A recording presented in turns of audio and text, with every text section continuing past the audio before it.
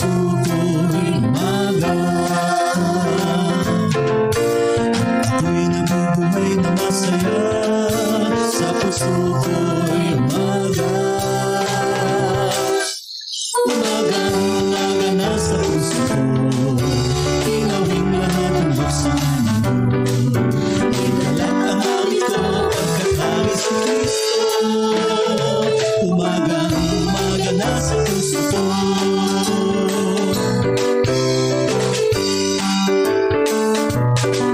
Awit ng ibo'y aking naririnig, sa puso ko'y umaga. Buhay ko ay bago lang ng batid, sa puso ko'y umaga. Umaga na sa puso ko, inawing lahat ng nagsamahan mo. Inalat ang awit ko, pagkatawis ni Kristo. Umaga na sa puso ko.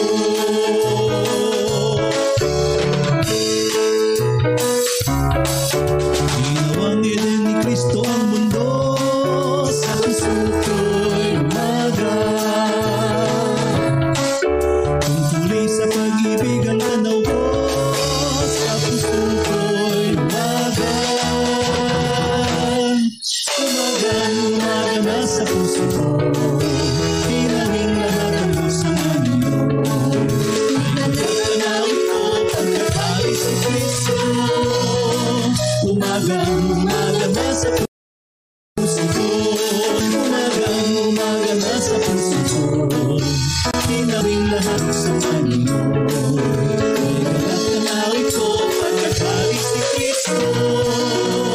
Umaga na sa puso ko, umaga na sa puso ko, umaga na sa puso ko, umaga na sa puso ko.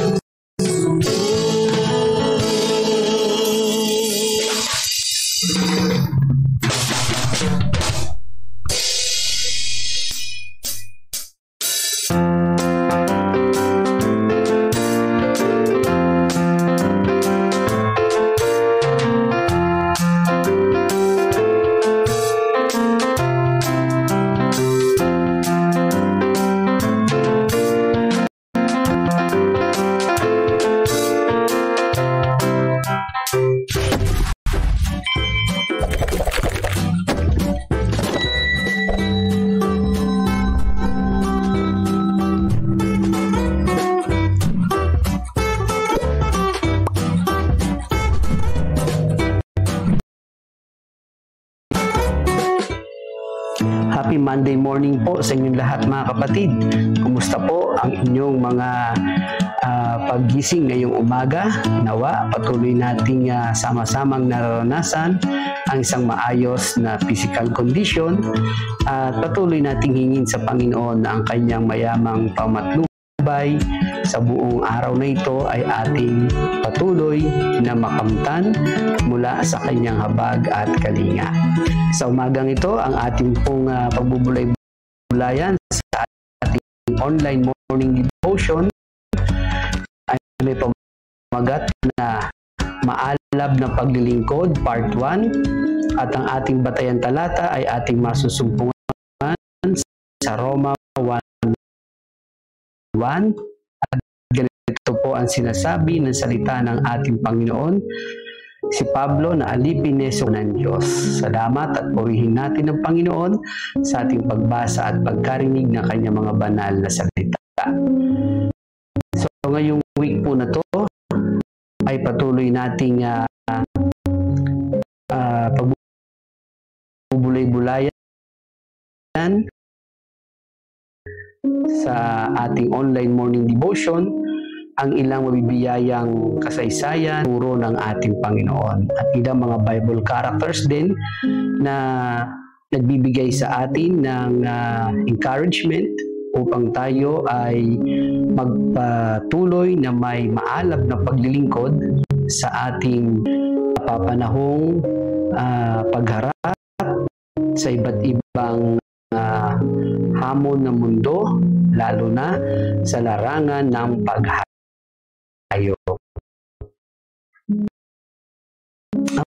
Ang wika nga po, dito po sa mga tubo o legit na pinanganak sa Yemla o ang inyong tatay at nanay. Marahil biglang sumagi sa inyong isipan ang sipag nila sa paglilingkod na sa abot ng kanilang makakaya at kakayahan ay ginawa nila ang paglilingkod na hindi matatawaran at masasabi mong maraming salamat po. Kaya naman patuloy nating bigyan ng pansin sa ating pagbubulay-bulay mula sa banal na salita ng ating Panginoon na maraming mga karakter ang nagpapakita ng kanilang maalab na paglilingkod sa ating Panginoon Diyos.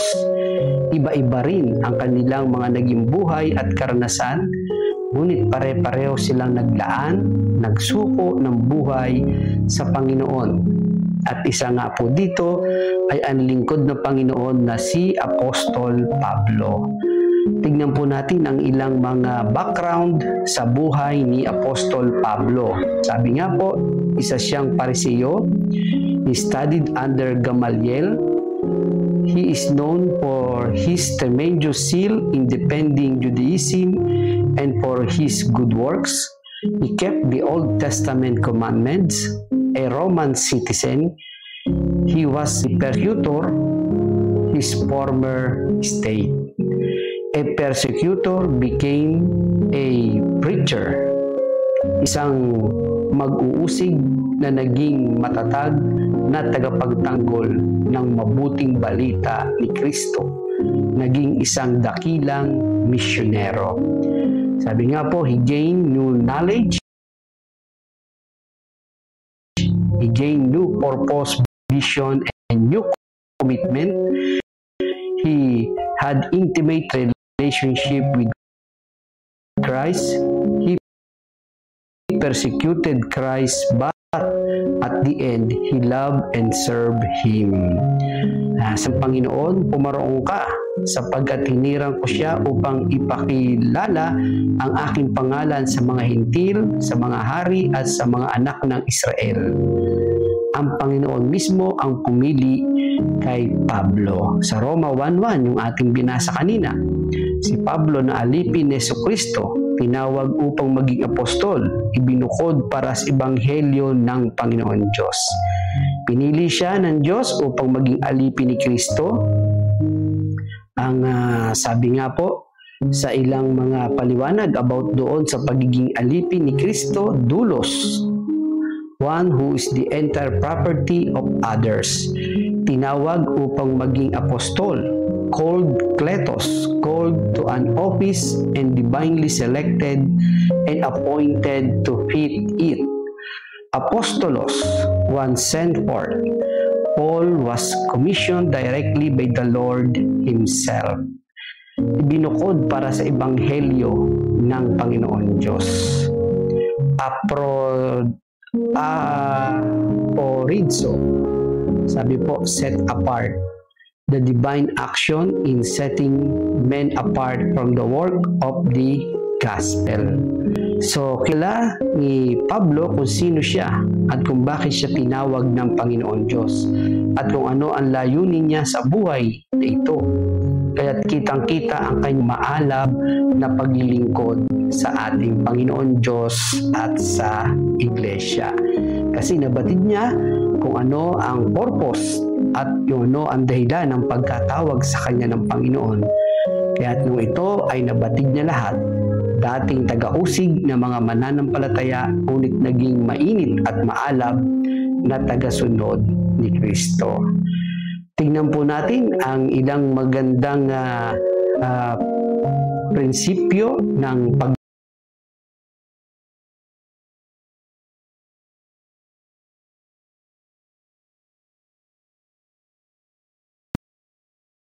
paglilingkod ni Apostol Pablo sa ating Panginoon. Ito po ay hanggang point number 3. Ngunit tignan lang po muna natin ngayon ang point number 1. And later on, makikita natin yung ugnay nito sa ating pag-alaala, sa ating ito yung kanyang sinasabi. Kilala ni Pablo ang kanyang sarili.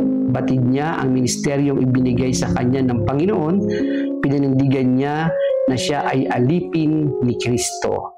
Pinagtibay niya siya ay tinawag upang maging apostol ng Panginoon. Ang kanyang paninindigan o deklarasyon ay katibayan ng kanyang pagyakap, pagsunod sa tungkuling iniatang ng ating Panginoon. Mula nang makilala niya ang ating Panginoon, kailanman hindi niya itinago o nilihim na siya ay mananampalataya ni Kristo. Sa halip, ipinakita niya ang tunay na kahulugan ng pagiging alipin ng Panginoong Hesus, handang sumunod sa ipinapagawa ng ating Panginoon. Tandaan natin ang ating minamahal na Obispo Nicolas Zamora sa ating kabatiran mula sa kanyang kasaysayan na ang ginamit ng Panginoon upang maitatag ang ating iglesyang Yemilip. Siya ay tinaguri ang Apostol Pablo ng lahing kayumanggi, ang maalab na paglilingkod sa ating Panginoon Diyos at sa minamahal na iglesia. Passionate service ay nakaya niyang ipakita. Nagsimula sa kanyang paglilingkod bilang isang ordinaryong kaanib hanggang sa kinakitaan siya ng kakayahan, dedikasyon at pagmamahal sa gawain ng Panginoon. Naging pangunahing laiko hanggang sa maging pastor ng Methodist Episcopal.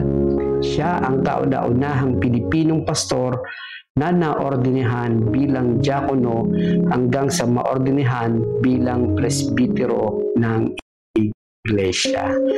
So sinasabi po natin ito, nakita natin sa aral at buhay ni Apostol Pablo kung paano siya nabago ng ating Panginoon Diyos. Ganun din sa kanyang pagkakaroon ng pagbabago ay naging maalab sa paglilingkod.